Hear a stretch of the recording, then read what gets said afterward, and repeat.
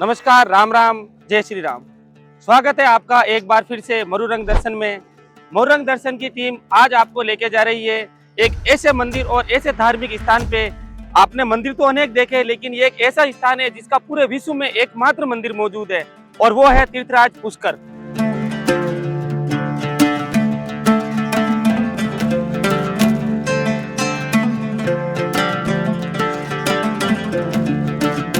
अभी हम मौजूद हैं मुंबई दिल्ली मुख्य राष्ट्रीय राजमार्ग 162 पर।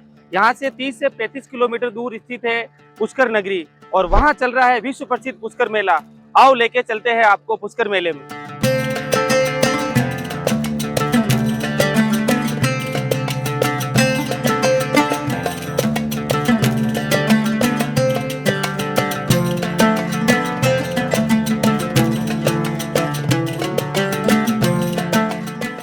अभी हम मौजूद है पुष्कर मेला परिसर में, और जहां मैं खड़ा हूं उसके पीछे आप देख रहे हैं बोर्ड लगा हुआ है। उस तरफ है ब्रह्मा मंदिर और पवित्र पुष्कर झील। चलते हैं पवित्र पुष्कर झील पे और करवाते हैं आपको उसके दर्शन।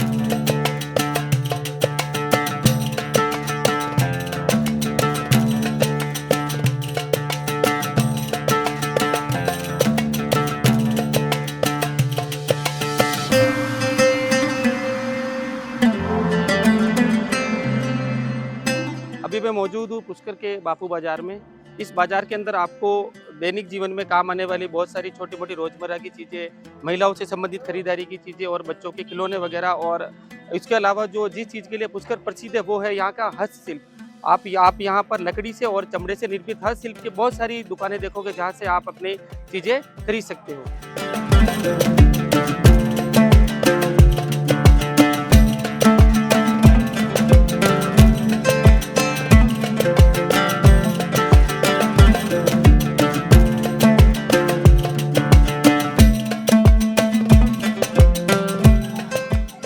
अभी मैं मौजूद हूँ विश्व के एकमात्र ब्रह्मा मंदिर जी के मुख्य द्वार के सामने की तरफ। ये जो ब्रह्मा मंदिर है, इसके अंदर जो ब्रह्मा जी की चतुर्मुखी जो प्रतिमा है उसकी स्थापना 713 विक्रम संवत में आदि गुरु शंकराचार्य द्वारा करवाई गई थी।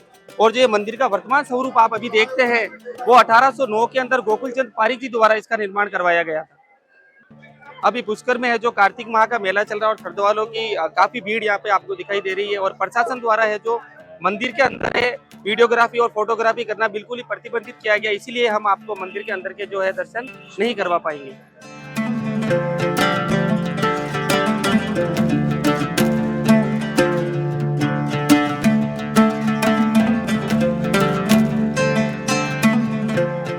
आप जब भी पुष्कर आओ तो ब्रह्मा जी के दर्शन के अलावा पुष्कर एक चीज के लिए और प्रसिद्ध है, वो है यहाँ के गुलाब। यहाँ के जो गुलाब है जो पूरे विश्व में प्रसिद्ध है, और जबकि यहाँ की खास बात है कि गुलाब के द्वारा यहाँ पर गुलाब जल और ये जो गुलकंद बनाया जाता है, ये गुलकंद आयुर्वेदिक होता है। इसकी जो स्वास्थ्य वर्धक के लिए बहुत ही अच्छा होता है। आप जब भी आए तो यहाँ से गुलकंद जरूर खरीद के ले जाए। यहाँ पे जो ये शॉप वाले भैया है उनसे गुलकंद की खासियत और कितने का क्या मिलता है बताइए आप। ऐसा भी गुलकंद कैसे बनता है? गुलकंद भैया मिश्री इलायची से बनता है। ये पुष्कर का फेमस चीज है। इसे बनाने के लिए आप घर पे बना सकते हो इसे नॉर्मली, पर इसके लिए थोड़ा खुशबू होता है। तो जो मेन इंग्रेडिएंट होता है वो होता है इसका देसी गुलाब। एक गुलकंद होता है जो बनता है अपने नॉर्मल गुलाब से, चीनी का। और जो सबसे बढ़िया हेल्थ के लिए जो गुलकंद होता है वो बनता है देसी गुलाब से। पुष्कर का जो फेमस चीज है यहाँ का। इसकी गुलकंद की क्या खास बात है? शरीर के लिए कैसे उपयोगी है ये ज्यादा? शरीर के इसलिए है कि एक तो आप इसे भूखा पेट यूज कर सकते हो, जिससे आपको शुगर का प्रॉब्लम नहीं होता है। पेट साफ करता है, ब्लड साफ करता है, और बहुत सारी चीजें इसके फायदे हैं। पर सबसे जो मेन फायदा वो आपकी गैस नहीं होने देना, पेट को ठंडा रखना, और मन को जो शांति मिलती है ना वो शांत रखना। भाई साहब जब भी आप यहाँ आए तो यहाँ से गुलकंद जरूर खरीदें और अपने परिवार को स्वस्थ रखने का प्रयास करें।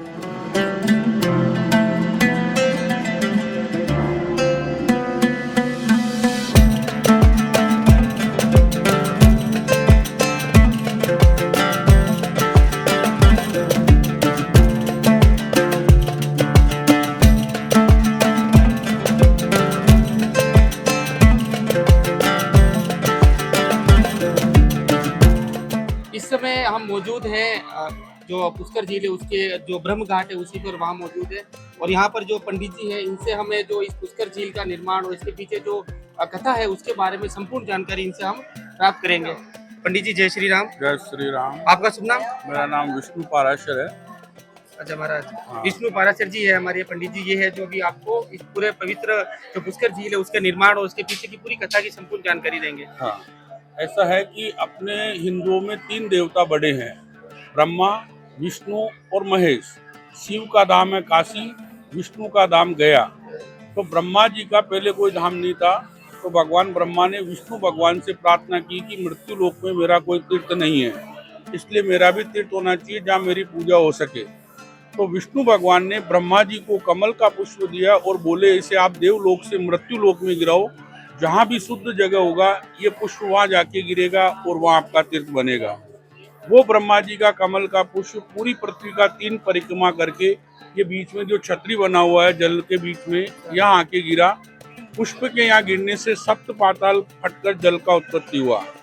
इसका नाम रखने के लिए पुष्प कहते हैं हाथ को, पुष्प कहते हैं फूल को, और कर कहते हैं ब्रह्मा जी के हाथ को। दोनों का संधि करके इसका नाम रखा गया पुष्कर। फिर ब्रह्मा जी ने यहीं बैठकर 60,000 वर्ष तक तपस्या की, क्योंकि शुभ मुहूर्त के लिए 60,000 वर्ष तपस्या पूर्ण होने पर जब शुभ मुहूर्त आया, कार्तिक में एकादशी से पूर्णिमा तक, तो भगवान ब्रह्मा ने यहाँ यज्ञ का अनुष्ठान किया। यज्ञ का अनुष्ठान किया और 33 करोड़ देवी देवताओं को सबको आमंत्रित किया और अपने बड़े पुत्र नारद को बोला जाओ अपनी माता सावित्री के ले आओ, क्योंकि बिना पत्नी के यज्ञ नहीं होता है। संपन्न नहीं होगा। हाँ, नारद जी जाते हैं और रास्ते में विचार करते हैं कि मैंने आज तक समस्त देवी देवताओं के बीच झगड़ा कराया और आज अगर अपने माता पिता के बीच झगड़ा नहीं कराऊंगा तो कलयुग में मुझे नारद कौन बोलेगा। ऐसा विचार मन में रख के वो माता सावित्री के पास पहुंचते हैं और माता सावित्री को बोलते हैं कि माता श्री, पिताश्री ने वहाँ यज्ञ का अनुष्ठान किया है, 33 करोड़ देवी देवता वहाँ विराजमान है और आपको यज्ञ स्थल पे बुलाया है। तो माता सावित्री उनके साथ आने के लिए रवाना हो जाती है। अच्छा। लेकिन वो माता जी को बोलते हैं कि वहाँ पिताजी के साथ तो 33 करोड़ देवी देवता विराजमान है, आप वहाँ अकेली जाओगी तो शोभायमान नहीं होंगी, इसलिए आप भी अपने सहेलियों को बुलाकर गाजे बाजे के साथ वहाँ यज्ञ स्थल पे पहुंचो, जिससे आपकी भी शोभा बनी रहे।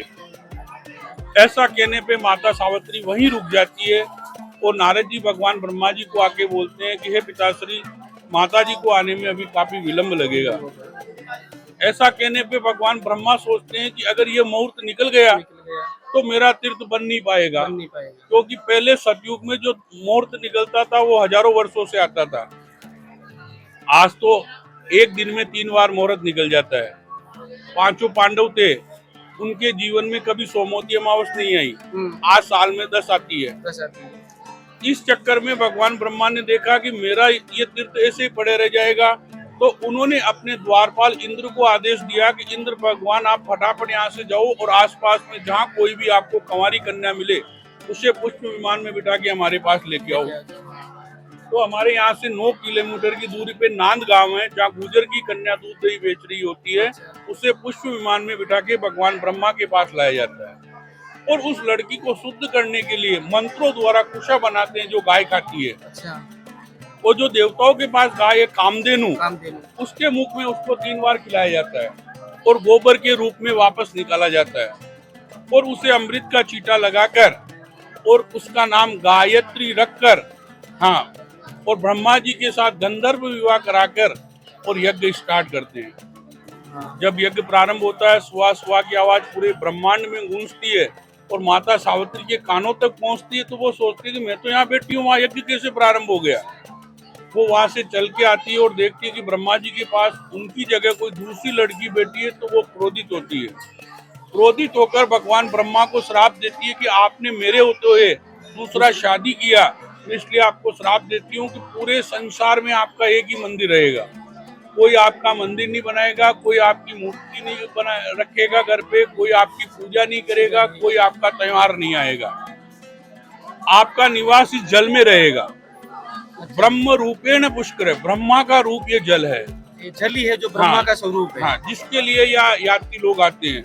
इसके लिए यात्री यहाँ 3 काम से आते हैं। पहला काम, जिसके माता पिता दादा दादी नाना नानी सास ससुर 7 कुल में कोई भी गुजर जाता है, उसका पिंडदान, अस्थि विसर्जन और तर्पण करने के लिए आते हैं।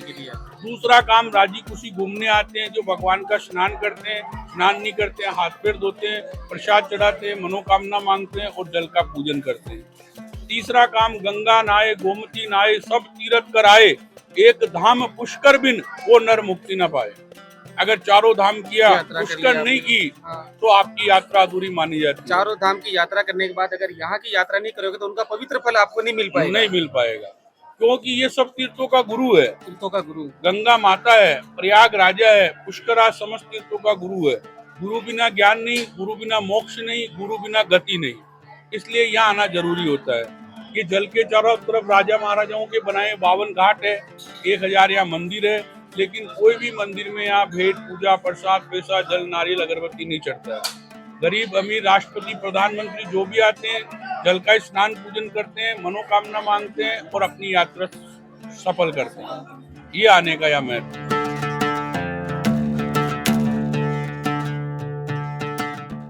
अभी मैं मौजूद हूँ पुष्कर के एक अन्य प्रमुख घाट पर जो जाना जाता है गऊ घाट के नाम से।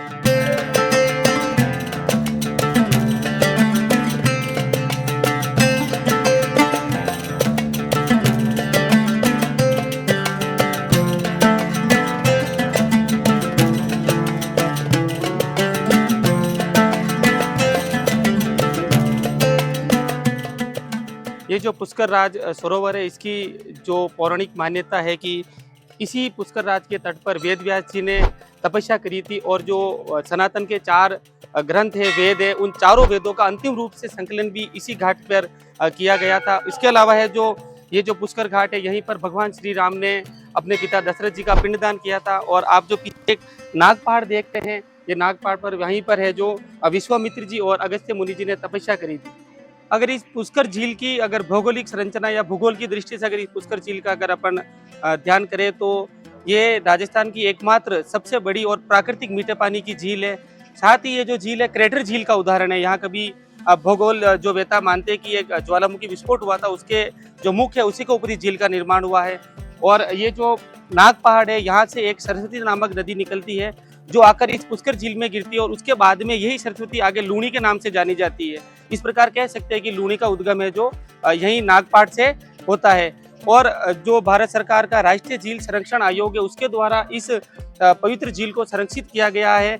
और जो कनाडा है उसके आर्थिक सहयोग से भी यहाँ पर इसकी साफ सफाई देख रेख और काफी सौंदर्यकरण पर काफी कार्य किया गया है। पुष्कर के 52 घाटों में आपने 1-2 घाट तो देखे, उसके अलावा अन्य जो प्रसिद्ध घाट है वो है क्वीन मेरी घाट जो जनाना घाट के नाम से जाना जाता है। वहाँ पर 1911 में इंग्लैंड की महारानी क्वीन मेरी आई थी यहाँ पर, उन्होंने भी पूजा अर्चना की थी। और उसी घाट को है जो वर्तमान में महात्मा गांधी घाट के नाम से जाना जाता है, क्योंकि गांधी जी की जो अस्थियां है उनका उसी घाट पर विसर्जन किया गया था जहां पर पुरुषों का जाना वर्जित है। उसके अलावा इस घाट की पुष्कर के जो अन्य घाट है वहां पर एक जो गुरु नानक जो साहब थे सिखों के धर्म प्रमुख गुरु, वो भी यहाँ पर आए थे और उसी घाट पर गुरु गोविंद सिंह जी ने भी गुरु ग्रंथ साहिब का पाठ किया था। इसलिए उन्हीं के याद पे यहाँ पर एक गुरु ग्रंथ जो है गुरुद्वारा भी बनाया गया है। उसके अलावा है जो आमेर के मान सिंह जी थे उन्होंने भी यहाँ पर एक घाट बनाया जो आमेर घाट के नाम से प्रसिद्ध है। और उन्हीं का यहाँ पर एक खूबसूरत आमेर महल भी है जो वर्तमान में आरटीडीसी के होटल सरोवर के नाम से वहाँ पर एक जो होटल है संचालित की जा रही है।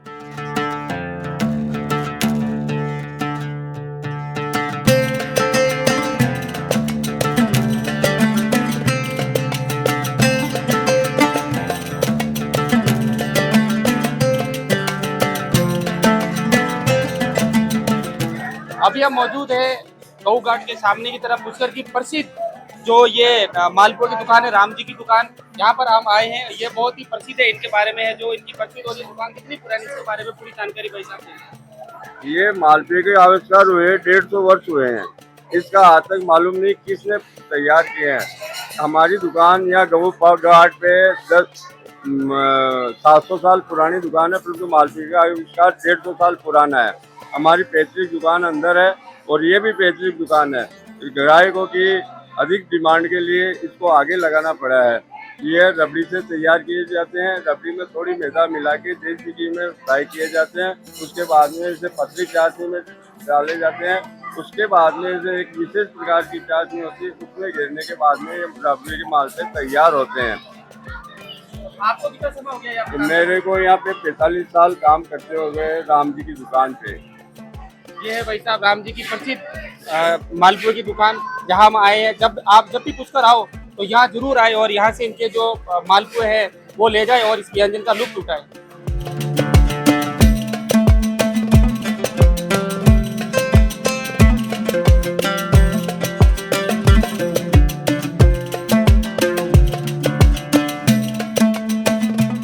अभी हम मौजूद है पुष्कर के एक ब्रह्मा मंदिर के अलावा जो प्राचीन मंदिर है जो बहुत ही पुराना है और वो है वराह मंदिर। इस वराह मंदिर के पीछे ये पौराणिक मान्यता थी कि जब असुरों ने पृथ्वी को जलमग्न कर दिया था तब भगवान विष्णु ने अपना जो वराह जो जंगली सुअर का अवतार लिया था, जिसे विष्णु जी का तीसरा अवतार माना जाता है। उन्होंने उस पृथ्वी को असुरों का नाश करने के बाद वापस है जो जल से बाहर लेकर आए और पृथ्वी पर है जो पुनः जीवन यापन शुरू करवाया। उसी जो वराह अवतार है उन्हीं की यहाँ पर एक अंदर काले पत्थर की प्रतिमा है, उनको यहाँ पर पूजा जाता है।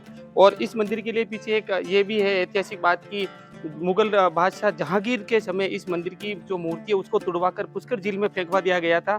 और कुछ समय बाद में जब धर्मावलंबियों द्वारा इस मूर्ति को पुनः स्थापित किया गया तो औरंगजेब द्वारा भी है जो इस मंदिर को पूर्णतः तुड़वा दिया गया था। लेकिन बाद में जो धर्म प्रेमी थे और जो मंदिर में आस्था रखते थे उन्होंने इस मंदिर को पुनर्निर्माण करवाया और उसी स्वरूप में आज भी ये यहाँ विद्यमान है।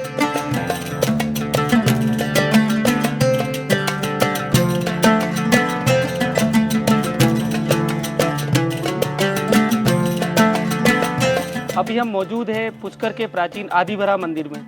ये मंदिर का प्रांगण है, पीछे है जो मंदिर का गर्भगृह है, वहाँ पर शूट करना अलाउ नहीं है। अभी आप जो ये मंदिर देख रहे हैं इसका निर्माण 13वीं शताब्दी में चौहान वंशी राजा अर्णोराजी द्वारा इसका निर्माण करवाया गया था। जो इस मंदिर का आप किलेनुमा रूप जो देख रहे हैं ये मेवाड़ के महाराणा प्रताप सिंह जी के छोटे भाई थे शक्ति सिंह जी। उन्होंने यवनों से बचाने के लिए इस मंदिर को किले का रूप दिया और चारों तरफ से परकोटा और द्वार बनाकर इसको सुरक्षित किया। जब आप इस मंदिर में प्रवेश करोगे तो सामने से देखने पे ऐसा लगता है कि ये मंदिर न होकर कोई छोटा सा किसी ठाकुर साहब का गढ़ हो।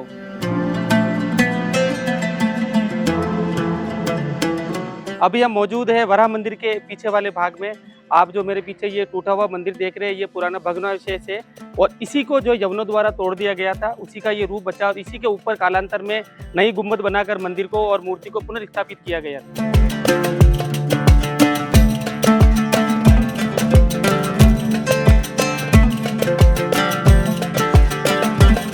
पंडित जी जय श्री राम। जय श्री राम। जय आपका श्री शुभ नाम? सत्यनारायण मिश्रा के नाम से। और मैं मंदिर का एसोसिएटेड हूँ मंदिर में। और ये रामानुज संप्रदाय का मंदिर है। रामानुज संप्रदाय साउथ से बिलोंग करती है, दक्षिण भारत से। तो ये दक्षिण भारत की शैली में 200 साल पुराना सबसे प्रथम मंदिर रामानुज संप्रदाय का पुष्कर में स्थित है। यहाँ सभी प्रकार की पूजा जो है वो साउथ शैली में होती है। जैसे हमारे रामानुज संप्रदाय की होती है, ब्रह्म उत्सव होते हैं, झूला उत्सव होता है। कुछ ऐसे उत्सव भी हैं जो साउथ और राजस्थानी दोनों मिलाकर हम ये उत्सव संपन्न करते हैं। और ये पुष्कर का बहुत बड़ा ऐतिहासिक 200 साल पुराना मंदिर है। इस मंदिर की खास बात है कि ये उत्तर भारत में द्रविड़ शैली का प्रथम मंदिर है जो यही रंगनाथ जी का मंदिर है। इसी के लिए पुष्कर नगरी के अंदर ये प्रसिद्ध भी है। और यहाँ पर है जो जैसा श्रीमान जी ने बताया कि दक्षिण भारतीय पूजा पद्धति ही यहाँ पर अपनाई जाती है। और एक ये बात भी सही है कि जो यहाँ पर पुजारी है वो भी दक्षिण भारतीय है। बिल्कुल दक्षिण भारतीय पुजारी है और दक्षिण भारत शैली में ही पूजा होती है। ठीक है, धन्यवाद श्रीमान।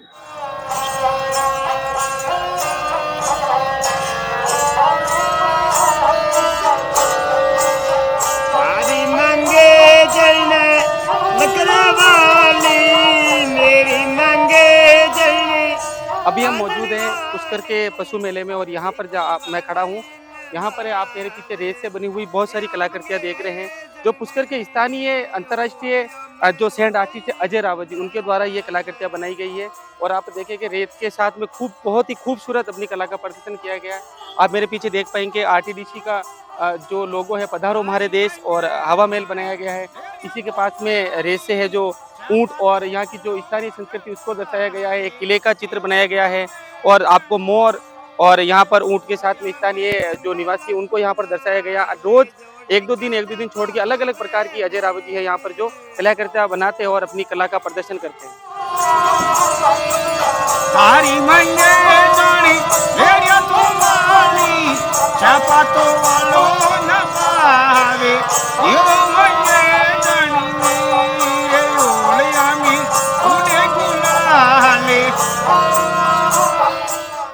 अभी हम मौजूद हैं पुष्कर के पशु मेले में। राजस्थान पशुपालन विभाग के द्वारा आयोजित इस पशु मेले की खास बात है कि यहाँ पर कभी ये नागौरी गोवंश के लिए प्रसिद्ध रहा है, लेकिन वर्तमान में यहाँ पर ऊंट और घोड़ों की खरीद फरोख्त होती है और ये एशिया का सबसे बड़ा ऊंट मेला भी इसी को कहा जाता है।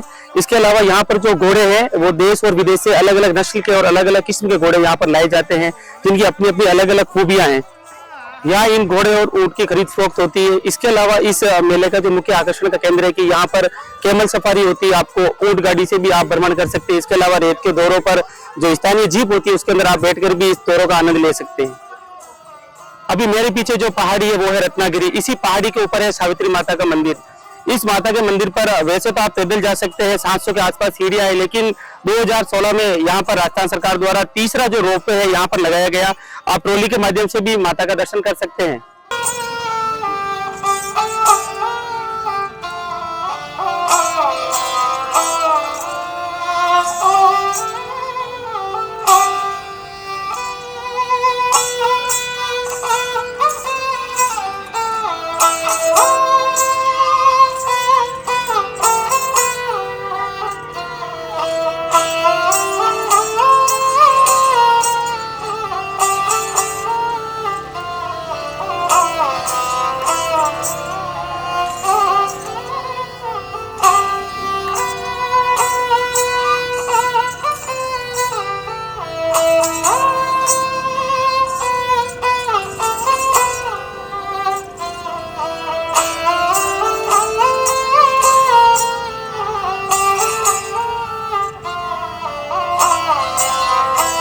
अभी हम मौजूद है पुष्कर के मेला ग्राउंड के अंदर।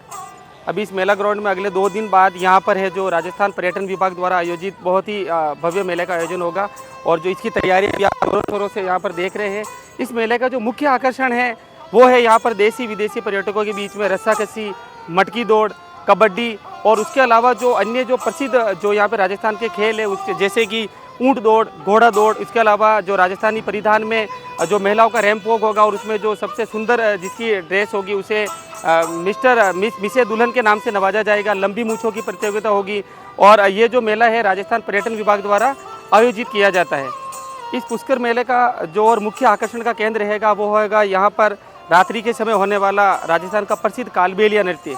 आज हमने हमारी इस वीडियो में आपको पुष्कर के सभी प्रमुख ऐतिहासिक और दर्शनीय स्थलों के बारे में जानकारी दी। अगर आपको हमारा ये वीडियो बहुत अच्छा लगा हो तो ज़्यादा से ज़्यादा लाइक करें, सब्सक्राइब करें और शेयर करें। मिलते हैं नेक्स्ट वीडियो के साथ। जय हिंद।